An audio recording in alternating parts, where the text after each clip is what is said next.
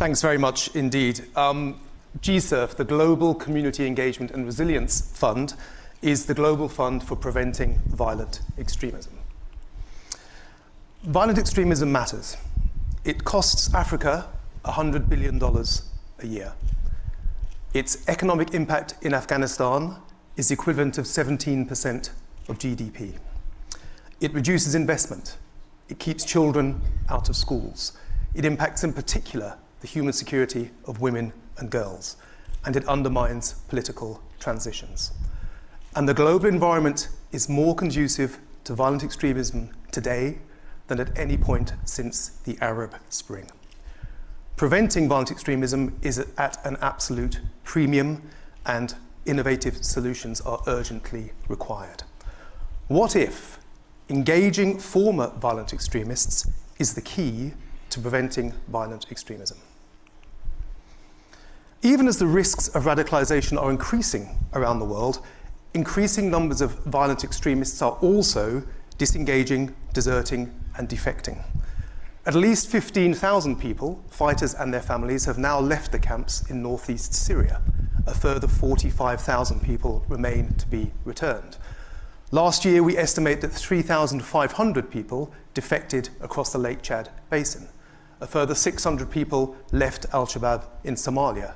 There are increasing numbers of people leaving the Abu Sayyaf group in Mindanao as well.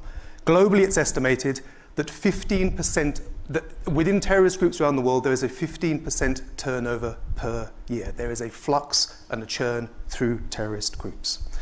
The reasons cited for people leaving terrorist groups include a breakdown of leadership, exhaustion, hunger, fear, unmet expectations, disillusionment, loss of public support, family reasons, renewed trust in the government, a desire to live a normal life, a desire to clear their name, and for many people, aging as well. So on the one hand, rising risks of radicalization around the world. On the other hand, historic highs of people disengaging and returning. Are those two trends necessarily independent? What if ending the cycle of terrorism for one person could stop it from starting for another? Former violent extremists have a unique insight into radicalization and recruitment. They understand the processes better than us. In some of the programs that my organization GSERF supports, we are now using former violent extremists as advisors to help us understand the local context. Let me give you an example from Nigeria. We've understood for many years in Nigeria that one of the main drivers of radicalization and recruitment is unemployment. And therefore, we've spent a lot of time in our programs getting people back into work. But former violent extremists tell us that in Nigeria, the single place where you're most likely to be recruited by a violent extremist group in the community is the workplace. Paradoxically, getting people back to work may make them more vulnerable, not less vulnerable. And that's an insight you can only gain from former combatants who understand the process. Former violent extremists are also in a unique position to explain the consequences of joining terror groups. You won't be surprised that most programs on preventing violent extremism focus on the positive: social cohesion, community agency, equal access to opportunities, building a sense of purpose. Here, I think we really need to rely on former violent extremists to explain the alternative to those positive messages. Here is the power of storytelling and perceptual contrast. We, as human beings, better understand the difference between two alternatives if they're presented one after another. Hearing first from somebody who's been radicalized online through misinformation is the best way to make sure that that a subsequent course on critical thinking is as effective as possible. We need the experiences of former violent extremists to make sure that our programs are actually having an effect. Of course, the critical priority before trying to mobilize former violent extremists to help others is to make sure that they themselves are reintegrating and rehabilitating. That's what we have to do first. Make sure your own oxygen mask is fixed before helping others. One approach to rehabilitation and reintegration is case management. Here you try to link individuals to the range of services they require: social, legal, political, economic, clinical, psychological, and so on. This is a labour-intensive and expensive exercise. It works best where you have limited numbers of people and a lot of resources. An alternative is the community-based integration approach. Here, communities take the lead. And here, programs are intended to benefit the entire community and not just the individuals and their families who are returning from terrorist groups. In the Philippines, for example, GSERF has been supporting programs that focus on the widows of Abu Sayyaf, but we've now extended those programs to IDPs from the Marawi siege. Having a community-based approach seems to be the most effective way to truly reintegrate people into their communities. We have found that there is a potential for former violent extremists to bridge understanding between conflicting groups and to cooperate with former enemies. Engaging former combatants fosters trust and empathy across communities. Former violent extremists can build community resilience against violent extremism.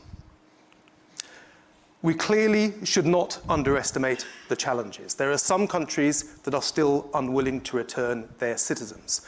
Where people do return to their communities, they often face very serious challenges of stigma.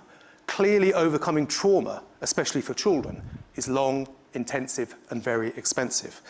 But there are also reasons for optimism. More and more countries are accepting back their citizens from the camps in northeast Syria, in Iraq, in the Western Balkans, in Central Asia.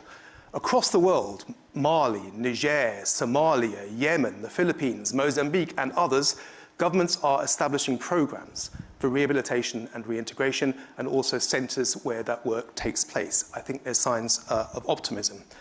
Where reintegration has taken place, the rates of recidivism are incredibly, startlingly low. I think that's an important point to make. Employers are finding that former violent extremists and their families are the most loyal workers. Communities are finding that former violent extremists and their families are enthusiastic and engaged in building new communities where they settle.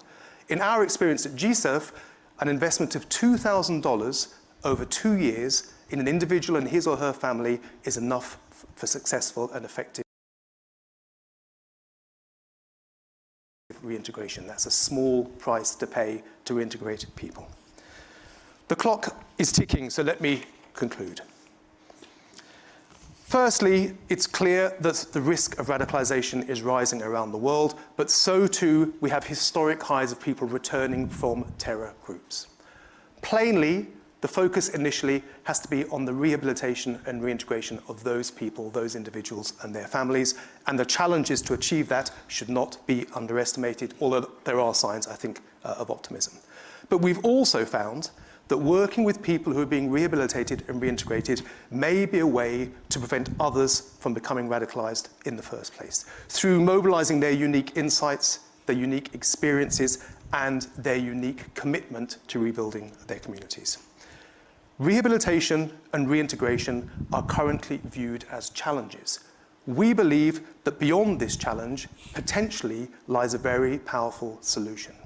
We believe that rehabilitation and reintegration may have a very significant multiplier effect. Engaging former combatants, therefore, is not just about their redemption, it is also, we think, a strategic approach to preventing violent extremism. Thank you.